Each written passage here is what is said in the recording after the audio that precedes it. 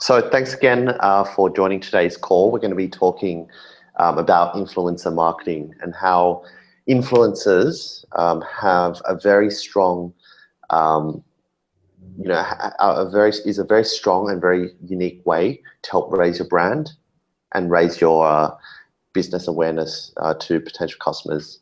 So the cool thing with influencer marketing is you can start doing it from day one of launching your startup, whether if you're doing something in the education space or in the software as a service space or in the retail marketplace space. What I'm going to be going through today, a few key things, sharing on my experiences. So first point is to help you develop an understanding of how to identify the right influencers to target. Second is to understand the best practices to build your influencer relationship. Thirdly is to learn how to leverage influencer relationships. And finally, what tools and best practices and measurements that we have used in the past to measure the effectiveness of your influencer campaigns. So, let's start by talking about what is an influencer. When you think about influencer, you might be thinking PR, you might be thinking someone who has a very large Twitter following, someone with a very strong influencer Instagram presence. But in reality, what an influencer is anyone, not age dependent, not location dependent, that can help you raise your brand awareness to your potential customers. There's a lot of existing use cases out there that you can, work off. Instagram, YouTube, Pinterest, Snapchat, Vine, Tumblr are very strong sources where you can start finding influencers straight away. It really depends on what type of business that you're working on and what type of users, most importantly, you're trying to go to. So one example that I'll be talking about later today is about our first startup, Couchello. So Couchello was a furniture marketplace that helped buy and sell vintage furniture. I'm also going to be using Qlc.io as one of our example use cases as well. So two different, very different business models. The first one is in the furniture space. So it deals with a lot of designers, a lot of creatives, people who love to, post interior decor on Pinterest. And the second is probably more within the career, more professional space. So they'll be tapping into the LinkedIns, into the voices of people talking about personal and professional development. So step one, how do you find the right influencer list and how do you start building it? Do you go with the ballers who have, very strong presence, very large, a large voice, or do you target, the smaller scale people who are quite, easy to target? It might seem obvious to say that you should go to the large ones, but as an early stage business, it's actually really important to pinpoint what people that you can test with and how easy it is to pitch them. Because at the end of the day, you can put together a list of, the top 10 people in the furniture space, for example, and it's actually really hard to measure how effective it is if you, only have a small subset of people to test with. So the first question that you need to ask yourself is, who are you trying to target and who do you have, something in common with? Because obviously if you don't have anything in common with that influencer, it's a waste of both your time. So for example, with the Couchello story, we were trying to sell, vintage furniture pieces in Australia. Originally, we would think, if you just quickly look at vintage furniture,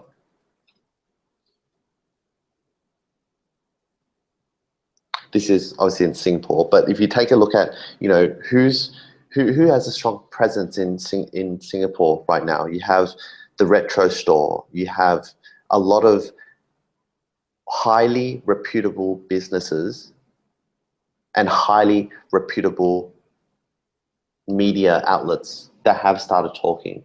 Now, it's actually really hard to talk to these people in the first place, especially if you're a business that doesn't really have, contact and context. The reason why is for example, Honeycombers is one of the largest, one of the larger media, one of the largest lifestyle media writers in Singapore. They charge money, so they probably, on average, they'll probably charge about $250 to about $800 per article.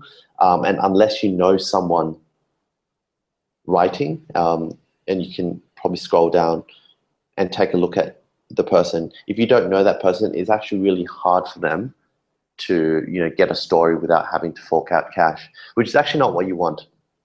And so another example that you could try to go for is targeting the Facebook.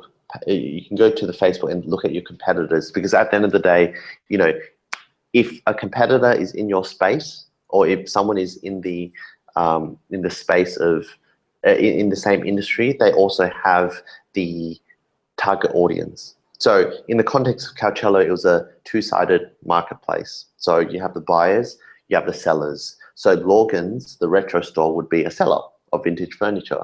They have a bit over 3,700 people who have liked the page. That means they probably have quite a lot of say in influencing potential buyers, and they obviously have their own user base and potential database of emails that they can tap into. So, I mean, how do you find people that speak the same general audience? It's probably understanding who your business is and looking at your competitors. So in the context of language learning, right, you probably already know a few existing competitors out there. So let's take a look at, so I'm just going to pose a question to Tegan. Have you had a chance to look at what other competitors are out there who are in the language learning space? What apps have you used? So in terms of language learning and just sort of software, there's Duolingo, but in terms of language exchange, which is the startup that I've been matched to, italki is probably a big one. How do I spell that? italki. So italki.com. Cool. So, I mean, just put them onto Google. You'll be able to see, obviously, they're well above in terms of the SEO and SEM.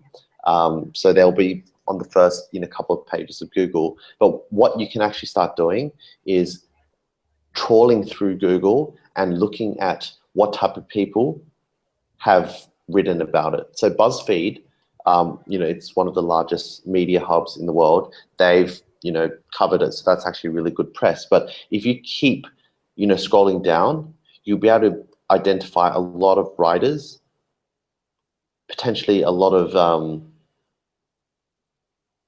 individual bloggers who have written about it. I mean, the best thing that you can do with finding influencers is looking for people with a small enough.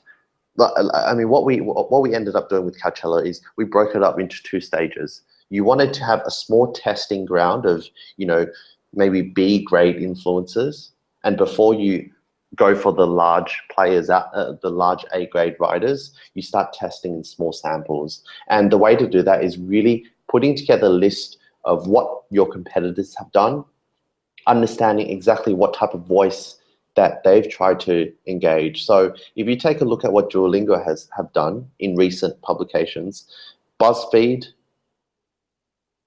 it's more quirky. It's trying to reach out to the millennial generation. So that's trying to go for the viral factor. But if you go to venturebeat.com or Technology Review, that's actually a very different angle. So the angle that they would be trying to go for in these type of fundraising publications is trying to engage investors and not the individual users. So again, it really depends on what type of spin that you're trying to push. If you're pushing for investment, obviously you focus on the finance writers, you look at the technology writers, you look at what your competitors have talked about. But if you're looking at gathering users, you'd probably want to look at the articles and the writers who can actually engage. So in the context of Duolingo or the Educate or Philp, what you're working on, try to have a think about and put yourself in the shoes of the user. Where would they be reading? If I were an Australian student looking to study Chinese, I wouldn't be reading a finance magazine or a technology finance magazine. I'd probably be looking for Chinese courses on a competitor's website. I might be typing in, how do I learn Chinese in 24 days? You try to find the writers that will associate with your customer, and you target them as easy as possible. So again, so it depends on what stage of where you are with the business, because if you're a small scale company, it's actually really hard to approach a really large writer. And because influencers essentially spend a lot of their time and money building their reputation, most of them won't waste time with sharing your crappy content or working with a really early stage business that doesn't have as much pull. So the best thing is to really focus on finding influencers in the same rank as you and adding value with them from day one. And one way that they can personally get value is providing your own content. So think about if you're a writer or a journalist or a very successful blogger, right? You want to have good stories. You want to add value to your own users, to your own followers. So the way that you can do that is have positive spins for have a positive spin in your story and share it exclusively or pretend to share it exclusively with the blogger or influencer. So what we did with Coachello, so every day, what we realized with Coachello is one thing that really engaged our customer is the top 5 favorite products on our platform, listed every week. So what we do is we personally curate the products, 5 products every week, and share it with our with all of our users. What we ended up doing is inviting a lot of our bloggers to actually pick and choose their favorite products. So the value that they got, I'm going to try to see if I can find an old article. So the value that they got from getting involved is being able to showcase a new exciting startup, but also be able to pick and choose their favorite products. And that sounded a bit more personalized. It sounded a bit more as though you were actually trying to build a relationship rather than push out content for the sake of it. Because at the end of the day, their readers or the influencers' readers will want to get value out of reading their content, but also want to not feel as though they're just being sold a product that's being shoved down their throat. So think about, the takeaway that you should be thinking about is that influencers hold the keys to readership, but it doesn't actually start with a pitch. When you engage an influencer, you really need to understand their story, where they are as a business, and what can actually add value for the influencer to their readers straight away. Once you start figuring out, the list of influencers to go with, this is where you can actually start testing how to engage with them. So there's already a lot of opportunities that you can do right now. Even if you're not with a project or with a business, you can actually start, creating your own personal account and learning these tips and tricks. So there's already a lot of mediums out there. Follow them on Twitter, do tweets, write about their blog comments, reshare their blogs on Tumblr, write personalized emails. So for example, with QLC, we're very heavily focused on finding people in consulting, in engineering backgrounds. They are mostly on LinkedIn. So what we've been able to identify is a lot of people are really interested in strategy consulting topics. And what we've done is identified a lot of the main readers and the main the main influencers on strategy consulting forums. So what that means is you can easily go to this particular forum. You'll see the type of people who post on a recurring basis. You can connect with them. You can share them. You can follow. You can comment. You can like on what they do. And the whole point of doing this is to build that relationship, step one. Because at the end of the day, this is a long-term relationship, not a one-off write-up on your business. What we like to do is really try to understand what exactly who that person is and why they're doing it. Most of the times they might be, most of the time these, influencers are doing things, are being influencers on the side. So it's not their full-time job as a blogger. It's not their full-time job as a writer. And so the best thing is to really, sit down, set up a coffee or set up a Skype call, understand what they're trying to do, understand how you can help them. Because if you can help build their readership, which they're obsessed with, it actually, adds a lot of value for you as a business long term. Because at the end of the day, once you have that pool of influencers they can call on, when you have new pieces of information, or a new milestone that you can promote, you can count on them to start distributing. So, another way that you can do it on a public forum, as I showed before, is, making an effort through reposting, resharing, talking and engaging in their topics. When they post a topic or they start a discussion, don't just say, hey, Alex, it's really cool. Here's a link to my site. Sign up now if you're interested. They hate these cold emails. You need to make sure that, your interaction is genuine. There's a real voice behind what you're talking about, and you need to show that you're confident and you understand, that particular topic or that particular industry sector.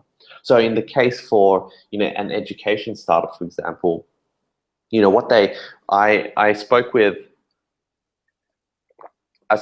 one of the founders of Coursera a few months back, and their initial growth strategy was connecting with lecturers, because what the lecturers benefited, the problem with the lecturers was a lot of lecturers find it hard to retain the attention of students in physical classes. And so the pitch then was, hey, I can, help put your material and put your lecture notes onto our platform, and we can retain the interest of students and constantly promote them.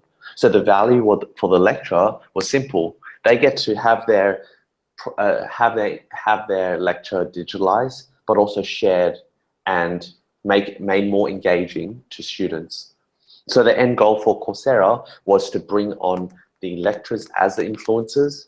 The lecturers already had their pool of students, in this case, Coursera's first early users, and they just kept milking this strategy and rolling out this strategy in different, geographies, making it really, really repeatable and really scalable. In the case for QLC, we've recently launched an initiative with the University of New South Wales. So in terms of influencers, we've decided to go down the university route. So how our influencer strategy works is we've decided to target the postgraduate and master's market, because there's a lot of students who are still figuring out what they want to do. How do we get to them? We go straight to the uni and we get them to post through their career forums, through their own marketing channels. And the cool thing about this is it's going to be able to tap into potentially tens of thousands of students that can sign up to our platform.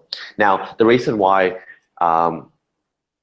this approach works for us is because it's really focusing on what the university needs, which is finding better careers for their students, making it more efficient to get the right internships and the right insight into new career paths. So when we initially talked and pitched to the UNSW Business School, we were like, you know what, you're having issues with, your goal for 2020 is to really improve the graduate job rate. And what that means is you need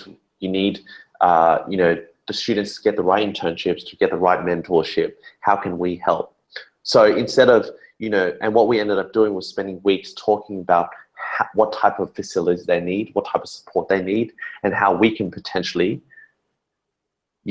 provide them the right opportunities for their students. and in return, they provide us the marketing collateral and the marketing access to their channels. So again, figure out who your customers are and figure out where the problem lies, or what is the mission of the people who can reach those customers. Any questions so far?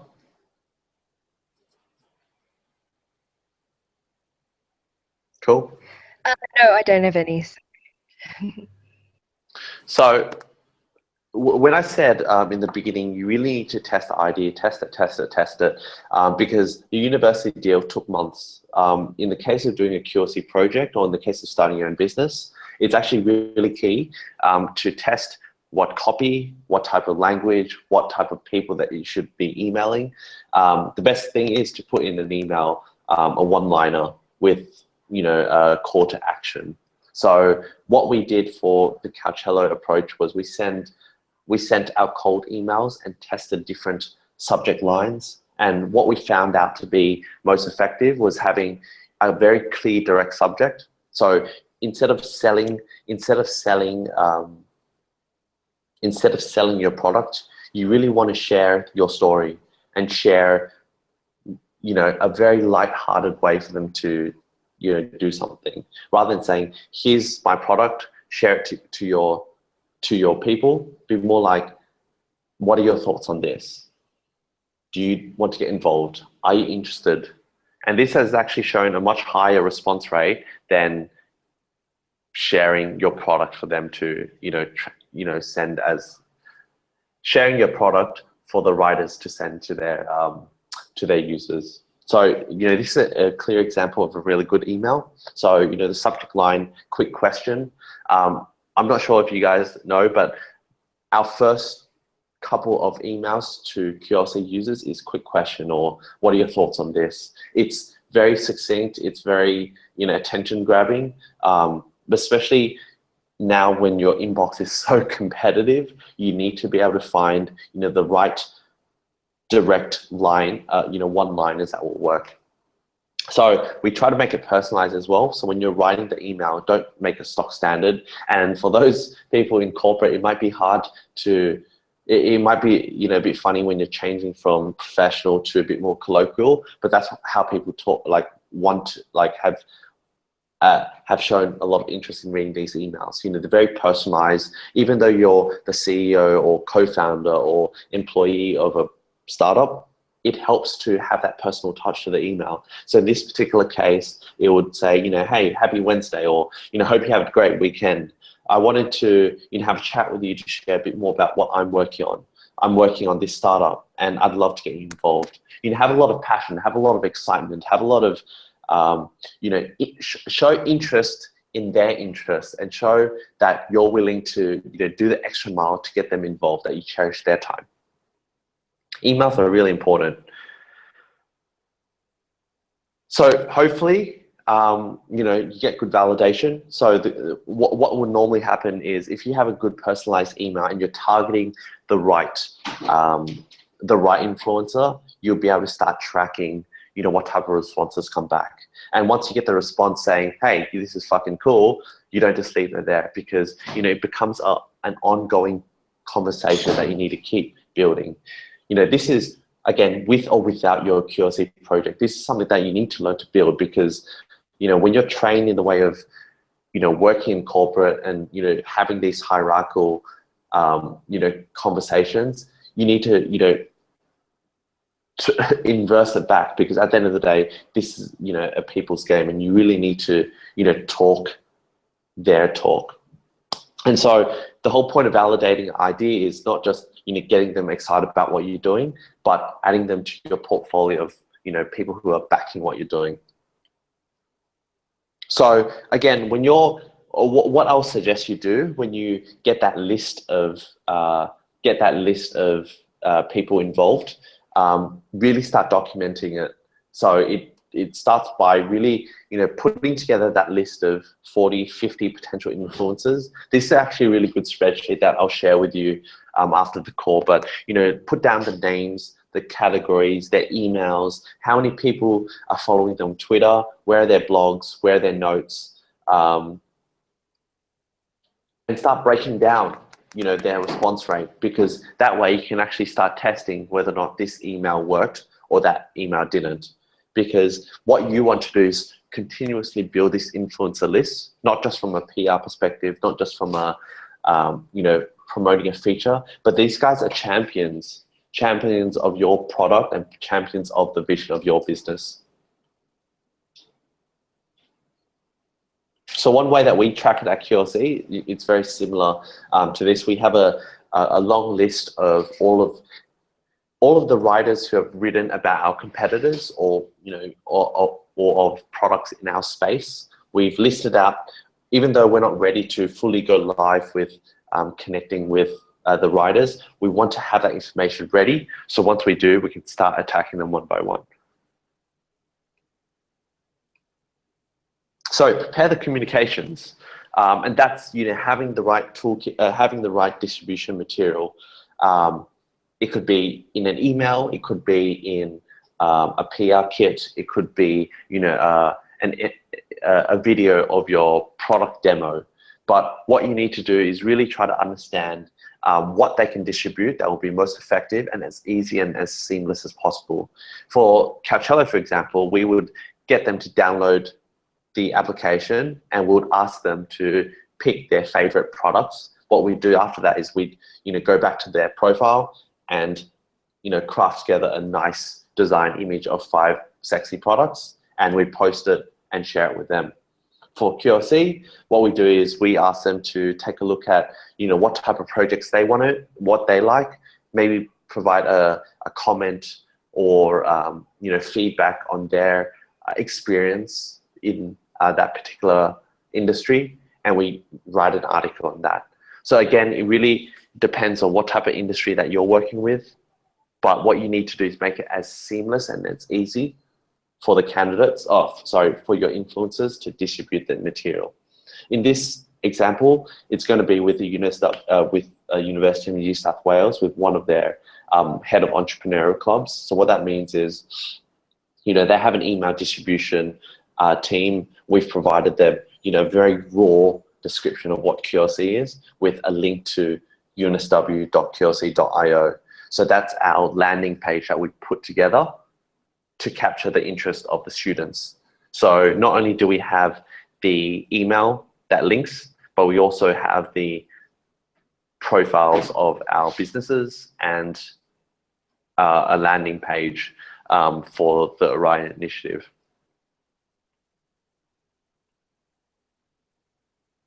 So once the material is out there, make sure that you keep snapping on to every comment, every response, every engagement. Say thank you to people to comment. Say love you for everyone who shares, because once the ball starts rolling, it becomes a snowball. And once you get the right people, sharing that voice about what you're doing, you need to make sure that you keep capturing new influencers who want to hop on, because they come in herds. If they love what you're doing, and if you have the right people sharing the right story, it's really easy to consistently get the right people coming in, and that's where you can start leveraging, these contacts even better.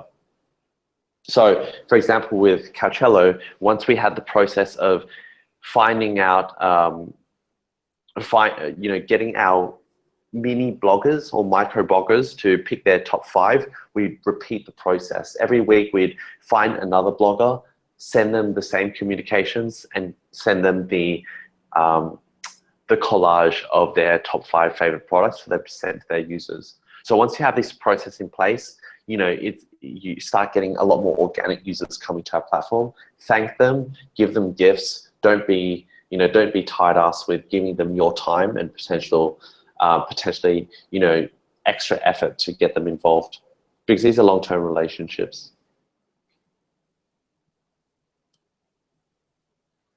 Step 6, finally, keep them engaged and keep testing.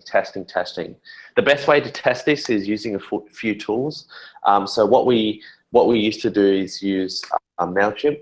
MailChimp is an email management tool which allows you to see what type of open rates and click-through rates are effective. So in the case of QLC, for example, We send out emails on a week-by-week basis, and what you're able to derive from that is how effective a particular email is, how effective is a particular copy is.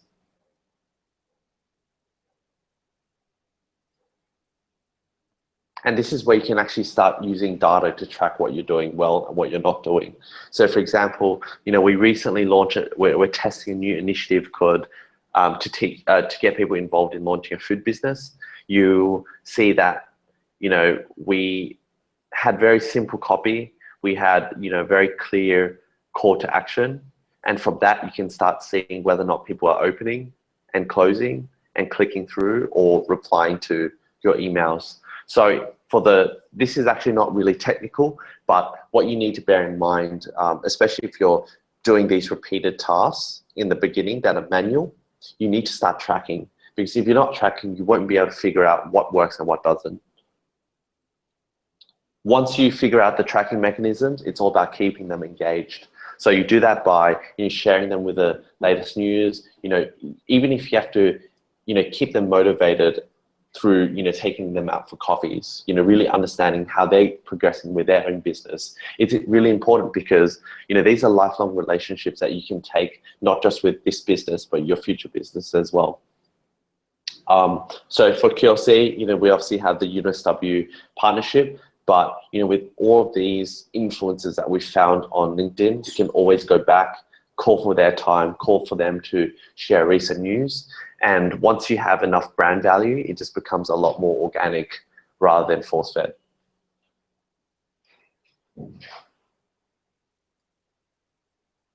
Any questions, Tegan? No questions from me, thanks. What would you like to talk about? Because I know that you're going to be doing influencer marketing for Phil.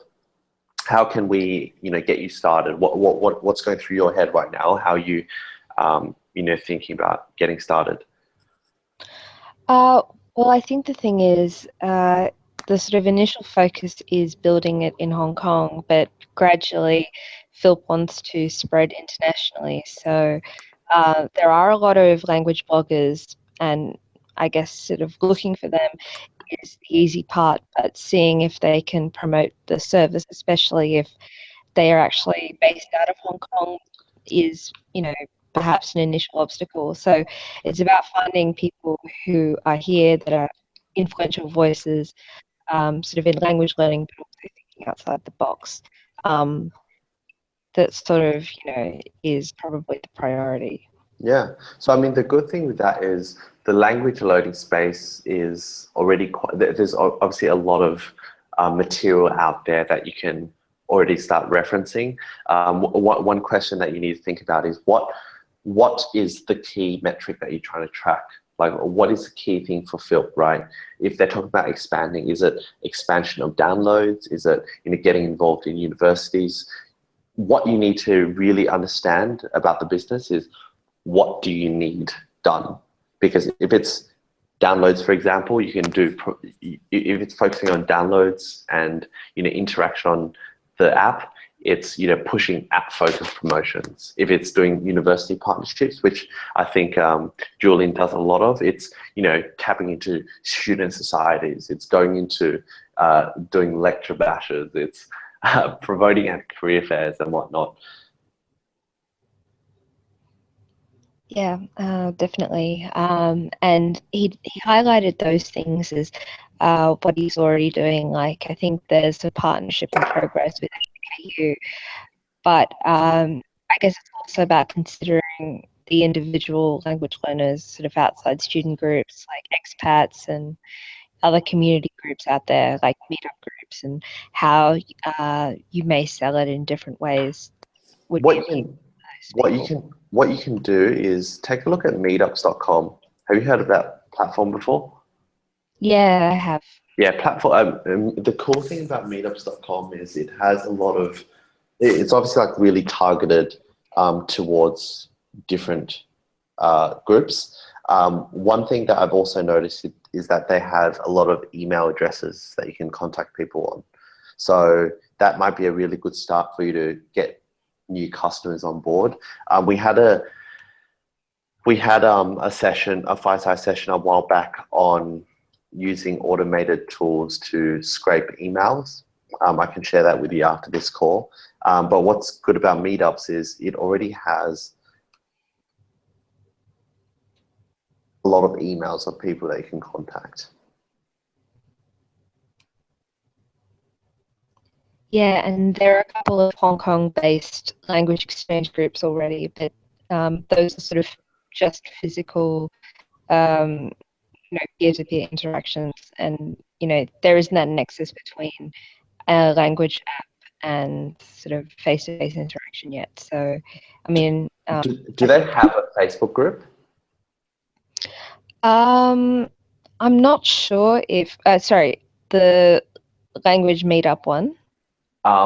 So you're saying there's a lot of small societies or small groups that focus on learning languages.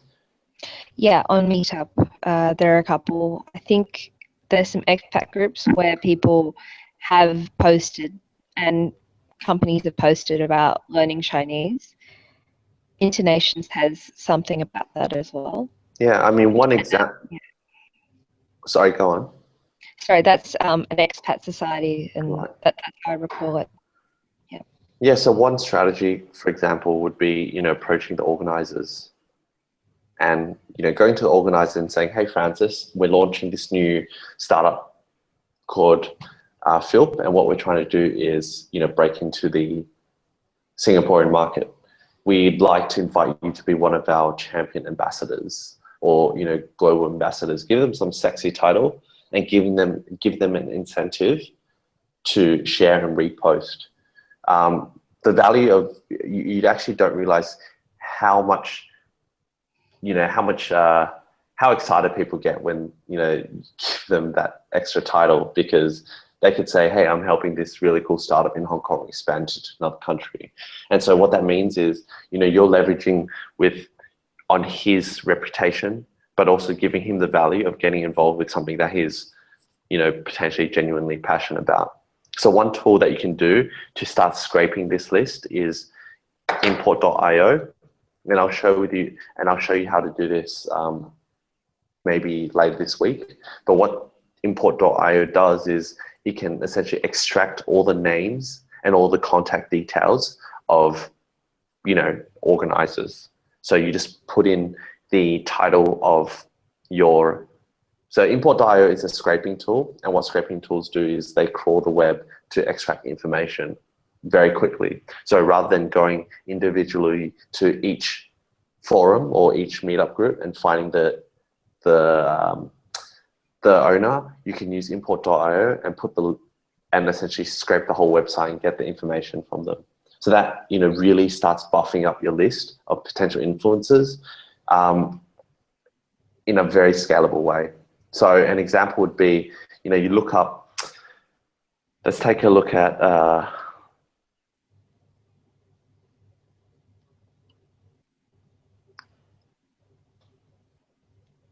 See if there's learn Chinese clubs.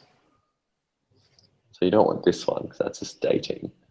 Elite Chinese speaking clubs, right? So you have a list of all of these. You have a list of all of these Chinese related meetups, and you want to find the owner of every meetup, right? So what you can do is what you do is you can essentially copy all of these links into import.io, and I'll show you this after. I'll show you after. What import.io will do is it will scroll through all the data on this website and pull out this guy's information. So you'll be able to see really quickly, Lalit, he has 2,137 Chinese speakers in his groups. He's currently holding, these upcoming meetups. And once you start filling this spreadsheet, it becomes really easy to filter by, the size, the demographic, who to contact straight away. So this, using these automated tools, it can be really effective for you to start building your initial list of influencers. Okay, awesome. Any other questions? I think that's it from me. Thanks. Okay. Well, I mean, what we can do is we'll keep this, conversation going on Slack. But hopefully, you've learned a bit about influencer marketing. Um, what I can suggest to do is, I'll show you how to run import.io through Singapore, on Meetup, so that can help you build your first list of influencers. I'll also share with you. Take a look at reallygoodemails.com. So it shows literally really good emails that have been very effective. So in the context of, influencer outreach, you'd probably look at potentially the engagement emails.